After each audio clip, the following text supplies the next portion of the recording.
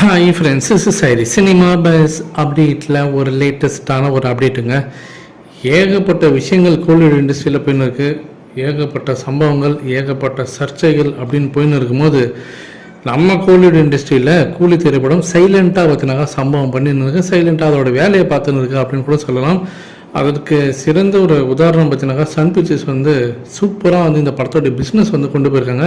கிட்டத்தட்ட 500 கோடி ரூபா வரைக்கும் இந்த படத்தோடைய பிஸ்னஸ் நடந்திருக்கக்கூடும் அப்படின்ற மாதிரி யூகிக்கிறாங்க கோலிவுட் இண்டஸ்ட்ரியில் இருக்கக்கூடிய எக்ஸ்பர்ட்ஸ்லாம்.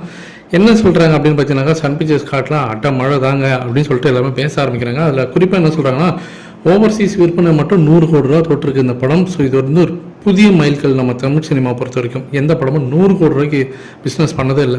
கேரளாவில் 20 கோடி, கர்நாடகாவில் 20 கோடி, ஆந்திரா தெலுங்கானா சேர்த்து 60 கோடி, ஆந்திரா மட்டும் கிட்டத்தட்ட 40 கோடி அப்படின்ற மாதிரி வருது.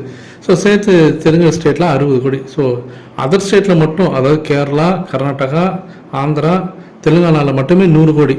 ஸோ இதுவே 200 கோடி ஆயிடுச்சு.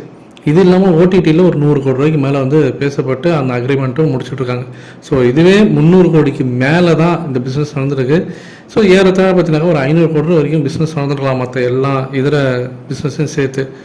இது இல்லாமல் தேட்டர் கலெக்ஷன்ற ஒரு விஷயம் இருக்குது படம் ரிலீஸ் ஆனதுக்கப்புறம். அதுதான் ரொம்ப ரொம்ப மெயின்.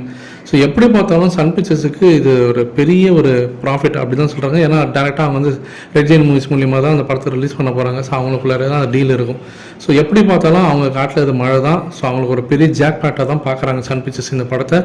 ஸோ இது இல்லாமல் இன்னும் ஹிந்தி பெல்ட்லாம் வேறு இருக்குது. ஸோ எவ்வளோ பெரிய விஷயங்கள் பார்த்தீங்கன்னாக்கா இந்த படம் சாதனை பண்ணும், பாக்ஸ் ஆஃபீஸில் கண்டிப்பாக சம்பவம் பண்ணும் அப்படின்ற மாதிரி தான் எல்லாருமே எதிர்பார்த்து காத்திருக்கோம். இதற்கிடையில் தான் அந்த சர்ச்சை சம்மந்தமே இல்லாமல் தங்கலை படம் ஓடாதனால கூலி படம் ஓடாது, கமலஹாசன் படம் ஓடலை, சூர்யா அவர்களோட ரெட்ரோ படம் எதிர்பார்த்தாங்க, கங்குவா படம் 1000 கோடி அடிக்கணும் எதிர்பார்த்தாங்க, அது ஓடலை, அதனால் இந்த படம் ஓடாதுன்ற மாரி இவங்களாவே இது ஒரு கற்பனைக்கு வந்துட்டாங்க அப்படி தான் சொல்லணும்.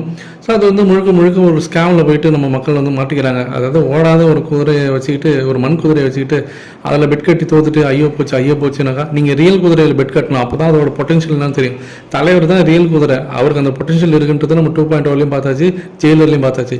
ஸோ இவர் அடிக்கிறாரா இல்லையான்றது தான் இங்கே கேள்வியை தவிர மற்றவங்களாம் அடிப்பாங்களான்றது எனக்கு சீரியஸாக எனக்கு டவுட் தான். ஸோ நீங்கள் எந்த அளவுக்கு எதிர்பார்க்குறீங்க இந்த படம் 1000 கோடி அடிக்கும் அப்படின்றத கீழே சொல்லுங்கள் ஃப்ரெண்ட்ஸ்.